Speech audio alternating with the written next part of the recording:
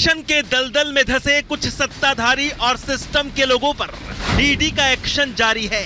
नए साल के तीसरे ही दिन ईडी ने भ्रष्टाचारियों पर कार्रवाई का चाबुक चलाया है।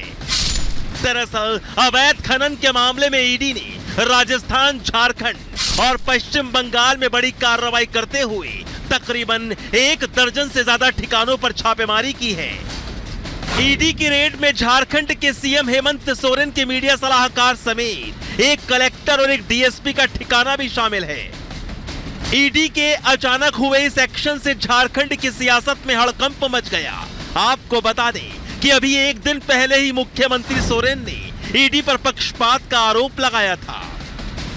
मुख्यमंत्री जिस तरीके से ईडी के समन से भाग रहे हैं, तो ये 70,000 करोड़ के घपले घोटाले के तार कहीं ना कहीं सीधे तौर पर उनसे जुड़ते दिख रहे हैं। बहरहाल मुख्यमंत्री के लिए जजमेंट डे आ गया है और आप कितने भी बड़े क्यों ना हो, कानून आपसे हमेशा ऊपर रहता है।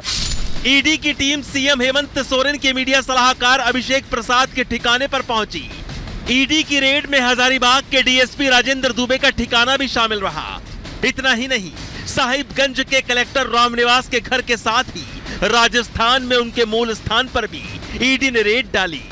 ईडी की इस कार्रवाई में कई बड़े अधिकारियों को भी घेरे में लिया गया, लेकिन झारखंड के रांची में मुख्यमंत्री हेमंत सोरेन और सत्तारूढ़ दलों के विधायकों के साथ हुई बैठक के बाद एक फैसला भी सामने आ गया। सीएम सोरेन ने अपने पद से इस्तीफा नहीं देने का फैसला लिया है। जेएमएम सांसद महुआ मांझी का कहना है कि किसी को डरने की जरूरत नहीं है। हेमंत सोरेन हमारे नेता हैं और आगे भी रहेंगे। उन्होंने कहा कि किसी को डरने की बात नहीं है।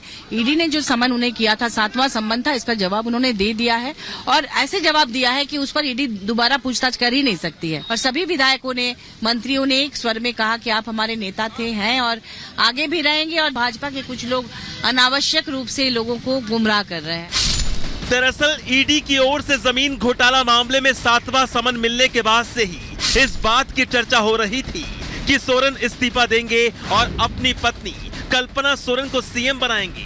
हालांकि सोरेन ने इस्तीफा नहीं दिया। भ्रष्टाचार को लेकर एक तरफ जहां देश में सत्तारूढ़ बीजेपी के नेता हमलावर हैं, तो वहीं दूसरी तरफ करप्शन के खिलाफ की जा रही चौतरफा कार्रवाई को इंडी गठबंधन के नेता बीजेपी की चुनावी नीति बता रहे हैं। विपक्ष के खिलाफ ही ED, CBI, income tax, police तंत्र, इंटेलिजेंस दुरुपयोग किया जा रहा है और न्याय नहीं रह गया है। जनतंत्र खत्म हो गया है, डिक्टेटरशिप आ गई है।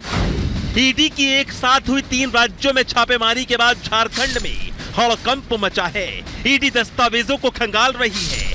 अभी तक इस बात की कोई जानकारी सामने नहीं आई है कि ईडी को इस छापेमारी में क्या कुछ मिला और क्या नहीं, लेकिन ईडी की इस रेड से झारखंड में उथल पुथल मचना तय है। Bureau report, Republic Bharat.